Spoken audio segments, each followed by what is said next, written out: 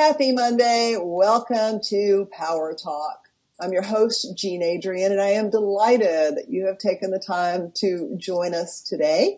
And I promise you'll have a really good experience here because I've got some good information to share with you today. We're going to be talking about the evolution of Earth from the standpoint of my guest. My guest today is Joy Elaine. She's a musician and an author. She's got a master's degree in music, and she's a professional violinist in Indiana. But she has also written a series of books called the Joy Chronicles.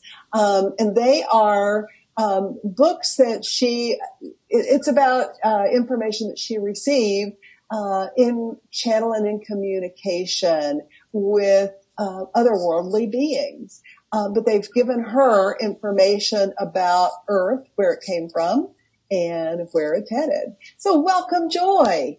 Hi. Nice to be here.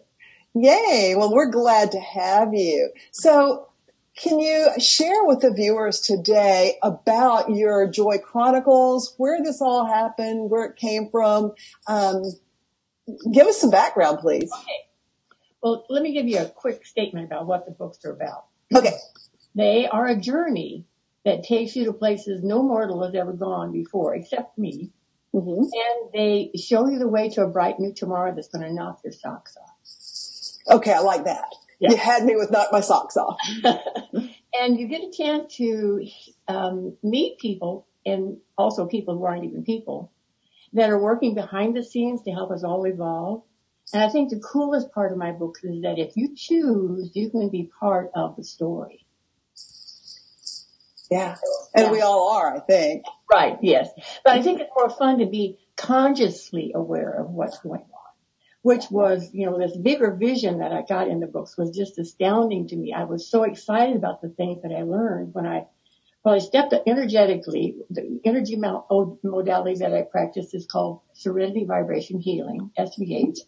I've practiced that for a long time, since 2003, and I'm certified at the highest level of it. And that's given me some tools to do some things that perhaps many of us do unconsciously, but I shift into an awareness of what I'm actually doing. Mm-hmm. So I stepped aboard this Ashtar command ship on the 10th dimension above Earth, and I met this stunningly handsome Ashtar commander named Tonos. And the information that he was sharing, like I said, was so exciting that I just had to write these books. So there's 6 that I've self-published, but there's actually 10 in this first series. Yeah. Cool. Well, I got intrigued when I realized that what we were talking about here was the Ashtar Command. I had an experience with them myself. It's one of those things where you kind of got to be careful what you ask for because you probably are going to get it. So I had a couple of friends when I lived in Atlanta, and goodness gracious, this has been 15, 20 years ago. And they were communicating with the Ashtar Command.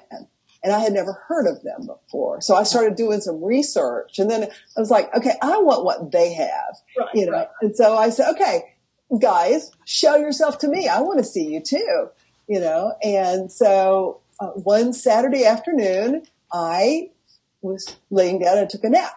And in my nap, I dreamed that I was taking my dog out in the front yard to go to the bathroom. And the house that I lived in those days was kind of down. The street was up here, and then it kind of sloped down, and here's the house down here. So I had taken her out, and I was looking up the hill, and in front of my house, this is probably terrible feng shui, but the road came down towards my house, and then it made a hard right-hand turn right in front of my house and went to the right. And I'm looking up the hill, and above the street, I saw this dot. And the dot started getting larger and larger and larger, until it was like a spider web. And I was like, oh my God, this is an airplane. It's going to crash. It's falling. It's going to crash. And I'm afraid it's going to hit me. And so I'm like grabbing the dog, trying to get her to come back inside. So, of course, if it was an airplane and it crashed in my front yard, it was going to do damage whether I was inside the house or outside the house. I, for some reason, decided it was going to be better if I was in. And all of a sudden it stopped, and it just was like, whoosh, right there. It filled up the whole horizon at the top of the hill. And it looked like a giant spider web with a black spot in the middle and then rings around it and then spines going out all around. And I could see above the black dot was like where the pilot would be. And there were beings there. I couldn't really see clearly what it was. And it just stayed there. And it looked at me and I looked at it. And it looked at me and I looked at it. And then just like it showed up, it went whoosh, and it was gone. Yeah. And so I rolled over and went back to sleep. I thought, well, that's just the wildest thing I've ever seen. And so then I was facing the window that was a wall of windows next to my bed in my bedroom. I was facing the window, but I, again, had fallen back to sleep. And all of a sudden I saw the same ship out that window looking in at me again. It was like, okay, they want to make sure that I realized that this was not just a dream or not just any dream. It was, they wanted to make sure that I knew that it could be in the front of my house. It could be in the back of my house. And then I woke up, but I realized that I had asked to be shown, the Ashtar command, and I saw a ship. Yeah. So I just took that as that, and that's my experience. That's the whole thing. It sounds like you could have been seeing the grids, actually, those spider webs that you're talking about. Maybe. I don't know. I didn't know at the time, and I didn't even know what grids were back in those days. It was just, I realized that I had asked them to show themselves to me, and that I've never had any further communication with them other than that. I think that was just my key. For a couple thousand years at least. And they're the guardians of Earth. There's the thing is, since we have free will, my son said, Mom, why don't they just come down and fix everything? Well, they can't do that. We get to make our choices. We get to choose what we want for our future and for our lives. And the cool thing is, the book, and also on my website, there's a way that you can work with the Ashtar command, because when a human being says, hey, I'm choosing this, I want this for my life, I want this for Earth, that empowers them to actually do some assistance. You say, I want that, and they say, okay, we'll see what we can do. We can't break the galactic laws, which is you can't accelerate a species before their readiness, all right? But we're getting ready. Yeah, we are. We're waking up, thank God, because even just, 10 years ago, the things that I'm talking about and bringing forward in my books, people would have gone, well, look at her. But, when you see these beings, when you talk to them, I hear them just like you and I are talking, okay? Mm-hmm. And when he started telling me about the future of Earth, I was so excited. I thought, oh my gosh. So basically what's happening is we're living in duality. All right. And we've always lived in duality. There's been death. There's been aging, illness, struggle, wars, hatred. Now there's good things here, love and compassion and assisting others and loving ourselves. But we're in the process of moving to non-duality, which means there's no wars. All right. Let me tell you about Tonos, the Ashtar commander. Okay. Yeah. He's over 25 million years old. Wow. He is the youngest commander in the Ashtar command fleet. At that time, there were 86 million ships above Earth, kind of hiding on the higher dimensions. We can't see them because we're too high. They're too high for us. Mm-hmm. But the youngest, he told me, well, he's kind of like a 6-year-old because he just hasn't had enough life experience. And I'm going, 25 million years is not enough life experience. That reminds me of that TV show, Third Rock from the Sun. Yeah. The kid was the oldest of them. Oh, yeah. So I thought, okay, well, that's really interesting. I hadn't expected to meet tall, dark, and handsome. And they're all handsome. Why would you can choose how you want to look. Yeah. I was really excited about that. All of his ancestors, his whole lineage are still alive. Wow. So, he started telling me things like that. I'm thinking, wow, that sounds really like something I want to be part of. I want to move to this non-duality. And we are. We really are. And that's what's so exciting for me. Now, some people are hanging on to old stuff, and that's okay. That's where they are because, we're all on this journey. Mm-hmm. Some people are going to completely deny what I'm saying. That's okay. That's where they are. you know. Right. But people that are waking up, that are ready to hear these kinds of statements, it's so exciting. I was so filled with hope, about how magic our life really is here. And being able to talk to the fairies and talk to dragons. We brought them back in the second book in this series. When I say we, I'm talking about Gia, which is the representative of Earth, and the fairies. The fairies, here's something really cool. Okay. Well, there's lots of really cool stuff. But the fairies have a template, all right? And they use it to take everything that we kill, and I'm not talking about humans. I'm talking about trees and plants and animals, cows, pigs, bugs. Yeah, bugs, even bugs. Mm-hmm.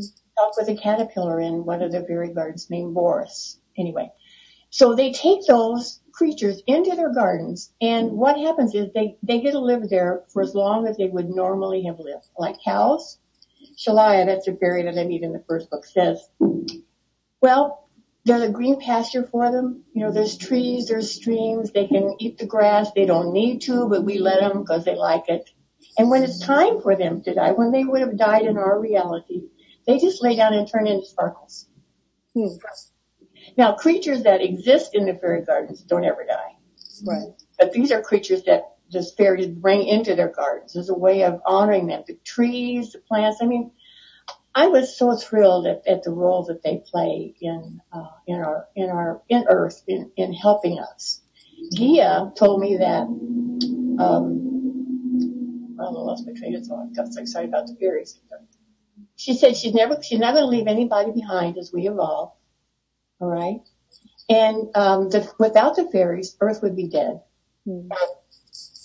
They support every green thing, and there's fairy gardens all over the earth. Everywhere there's greenery, there's a fairy garden. So if you want to touch base with a fairy, go outside. Yeah. Just walk around. I created a fairy garden in my front yard. Yeah. So just for them. They're 2 inches tall.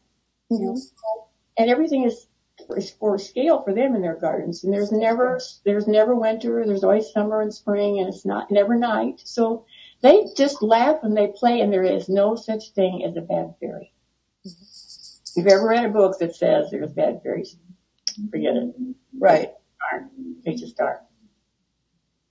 So, I can't stand it. I have to know, what are some of the things that your Ashtar commander has shared with you that can cause us to be hopeful, especially right now in this time of chaos on planet Earth, and as we're moving into the holiday season? Can you share just a couple of gems with the viewers about things that we can be very hopeful about? All right. Well, manifestation, being able to manifest things, we've always done that, but there's always been a lag period between when we want something and when we actually manifest it. And of course, a lot of times our thinking gets all messed up. Oh, I can't have that, or that won't happen. And then of course that blocks it. Mm-hmm. So when Tonas said, there's instant manifestation where he is. We had a party at the end of his first book called Path of Sweetness, and he thought his ship to be 50 times larger because of all the people that I invited. Okay. So when you start thinking about, hey, we're manifesting and we are moving into periods of time where we're manifesting more and more quickly. So it's time for us to start thinking about what we really choose. It's where we focus, that's where we spend our energy. So if you're involved in a war on terror, then you're in war. Mm-hmm. If you're in a war on peace, war for peace, you're in war. So right. He talks about the importance of Earth, because we really are. I mean, all eyes are on Earth. And they're like, whoa, nobody ever tells us that, Right. But, and I'm not going to go into that because it's a really deep stuff that's involved that's explained in the first book. But when you're thinking about manifesting more and more quickly, moving to that non-duality where Tonas lives, where he manifests instantly, that is in our future. Cool. Yeah. I mean, I experience that sometimes, not always. I haven't gotten to that place where I can do it with great regularity, but there are times when I think a thought and the next thing I know, I have it. Right. Yeah. So I know it's possible. So I believe that to be a true. lot of people will notice maybe little things. Mm-hmm. Because sometimes the big things, just describing this, seem like they're just too hard to get. So we don't even sometimes hope for those things. So when you start reading about genies, there's genies in my books. I meet one in the first book. Genies and fairies and dragons, you start thinking about, wait a minute, maybe the magic that I've read in these fantasy and science fiction novels, maybe that parts of that really are true. Because these are my experiences, you know. I'm marketing them as nonfiction books. Mm-hmm. If people can't accept that, then fine, read them as fantasy. But sure. No matter how you read them, they just open your heart. Mm-hmm. They give you an idea of the big picture, because, you know, we're not the only people, really. I mean, there are 47 universes. Yeah. 47, okay? Mm-hmm. And you're going to meet these beings from these other worlds starting in book 2 and 3. And, I'm so excited to share this information, because I hope people really jump on this fun way to be part of our evolution, a conscious way of saying, hey, I vote for that, you know. Absolutely.